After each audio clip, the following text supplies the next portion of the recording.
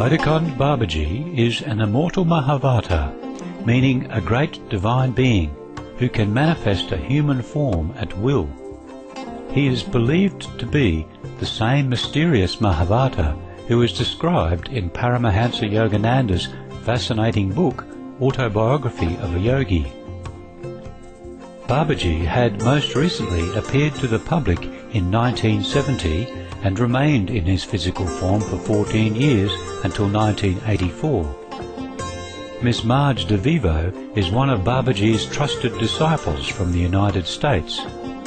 In 1982, while Ms. DeVivo and her partner were studying with Babaji in India at his ashram in Haidakhan, they received instructions from Babaji to change their farm at home in Nebraska, USA into an ashram.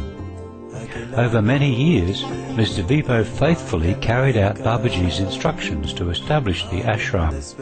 Then, in 1998, to her amazement, she started to receive emails that said they were coming from Babaji.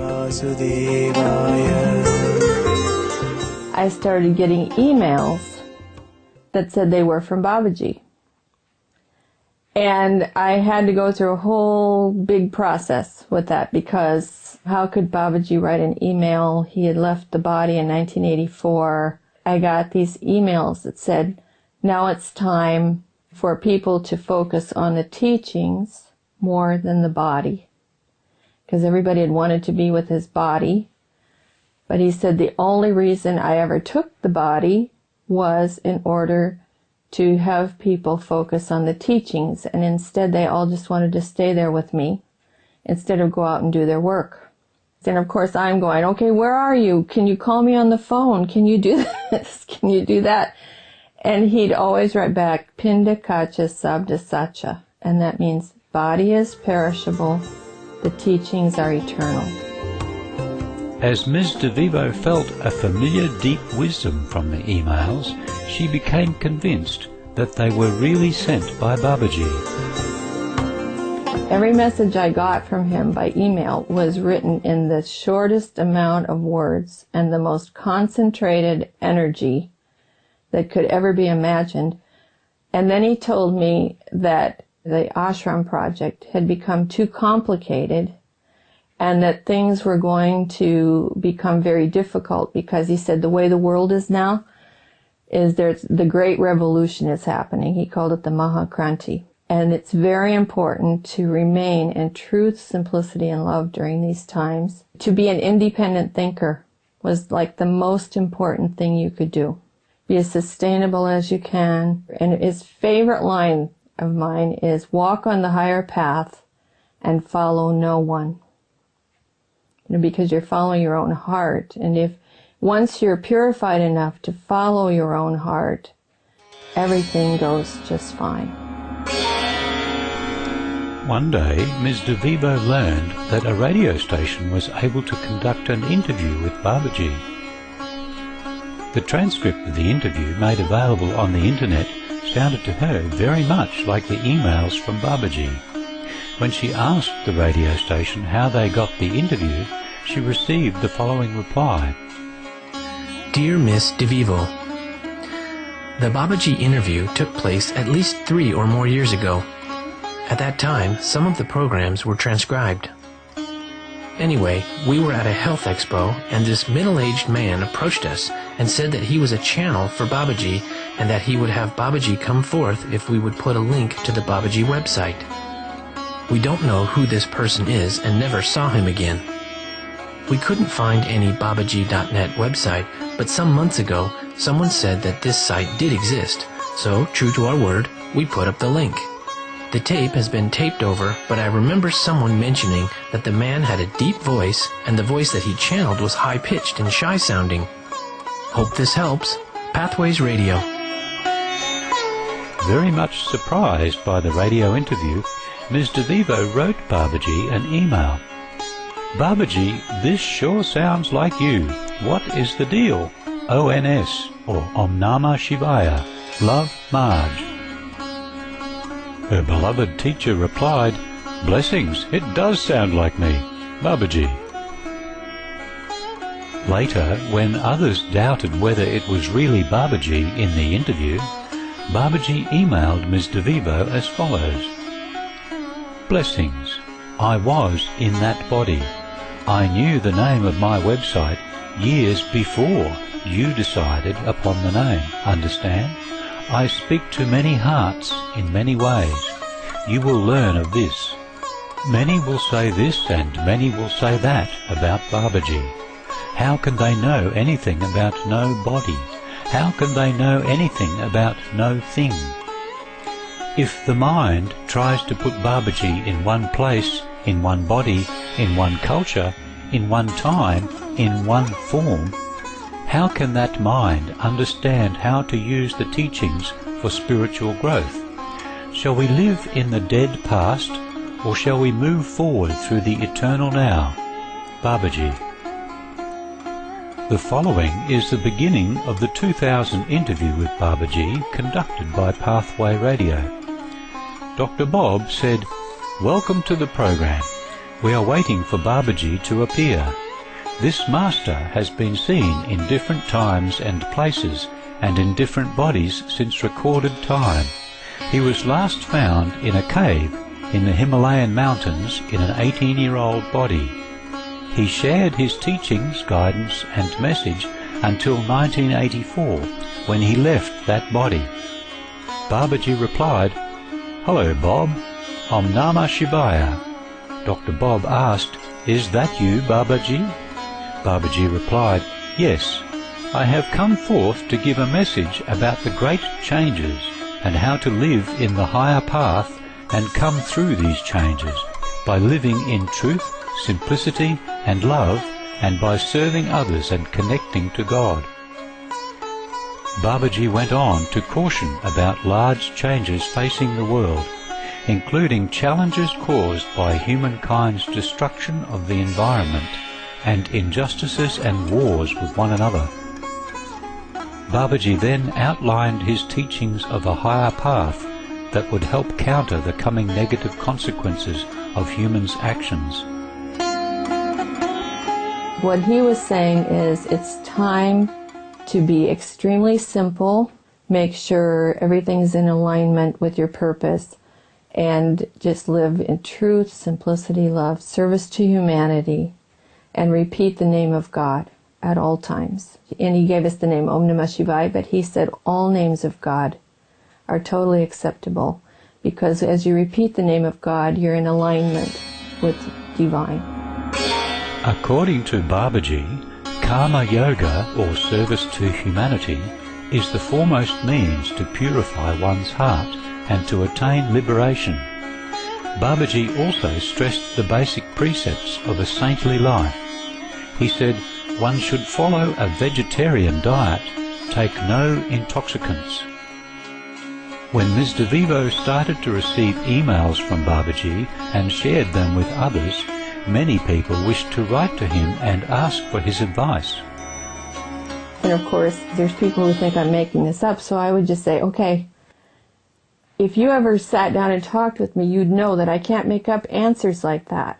It's just not in me. I don't have that kind of consciousness. And even if somebody's sitting and making up these answers somewhere, they're so right on, and they're so poignant. And a lot of people would write, well, I didn't even ask him this part, but he answered that part. Ms. DeVivo, who diligently passed others' emails to and from Babaji, is now working to publish the correspondences in a book to benefit even more people. He said he had entered a very frail body that would not last very long, but it would last long enough to complete this mission of establishing the global community through the website and get people communicating with each other about the teachings and supporting each other. To many people, it remains an incredible mystery. How is it possible for Babaji to enter a new physical body at will after leaving his old one? Many Indians saw him as an avatar of Shiva, one of the three aspects of God in the Hindu cosmology. Meanwhile, Mr. Leonard Orr, a foremost disciple who was instrumental in introducing many Western seekers to Babaji, said, "I have lots of friends all over the planet who Babaji appears to on a daily basis. He's more often than not appeared to me as homeless people on the street or little old ladies on bicycles." When Babaji creates a body, Mr. Orr explained, he is descending into physical existence, and when immortal yogis evolve into godlike beings, then they are ascending. So there is a big difference between a manifestation of Babaji himself and a human being. During an international gathering in 2007, Supreme Master Ching Hai revealed further understanding about Babaji's truly exalted status as the Divine Mahavata. A master of high degree, like Babaji, for example, who is willing to remain in the lower realm of astral domain to assist other masters in salvation work, is a great being. Even though he's in the astral plane, but he's a great being. He's from 5th level, super 5th, the highest 5th level. A great being who forsake the indescribable bliss of the 5th plane, praised and admired by all who knows this great sacrifice. I also praise him. He can be in the physical and astral realm at will, depends on what needs to be accomplished at that moment. Yeah. If you have read the autobiography of Uganda, you would think he's a physical being. But he resides in the astral. He still can manifest into the physical body for a while, yeah? Just to do something in the physical realm. Hence, the people who met him at that time think that he's a long-lived master. Babaji, a being so full of love, wisdom and compassion for humankind. Though called the Immortal Saint, in truth he is even greater. As Haidakhan Babaji once said, "In the past people had difficulty being humane. It is to bring the message of humanity that I have taken on a body." We conclude today's program with the final words that Babaji shared in the 2000 radio interview, a timely prophecy for the planet. You are noticing the changes in climate, more extreme conditions in temperature, larger, more powerful storms, more occurrences of volcanic and earthquake activity, and more extremes in the economies. You notice a change in the perception of time.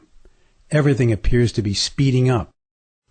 After the Great Revolution, this world will enter a golden age. The environment will be in balance, and mankind will have changed its ways by living on the higher path. There will be tremendous technology. It will take you to the stars in this galaxy and beyond to other galaxies. You will become a great race creating life throughout the universe, and you will meet up with the sentient beings from other dimensions of space-time. Babaji then concluded with his loving reminder to humankind. You are the eyes and ears of the universe. You are the observers of creation and its myriad things, and eventually this leads you back to your real self, the Creator. Remember, by just calling my name I will hear you. If you are open, I will guide you. Repeat my mantra. Live in truth, simplicity, and love. And remember your purpose in this body on this world is to serve.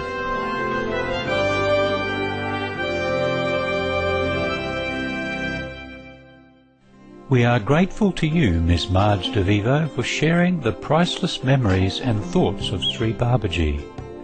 Wishing you all the best as you continue your entrusted mission in bringing forth the sacred teachings for the world. Blessed viewers, thank you for your presence today. Please stay tuned to Supreme Master Television for our noble lineage, right after noteworthy news. May we all remember God with love every moment of our lives. To find out more about Babaji and his message, please visit www.babaji.net, www www.babajispeaks.com and www.vishwagifts.com. Om Namo Bhagavate Vasudevaya. For more details, please visit www.suprememastertv.com/AJAR.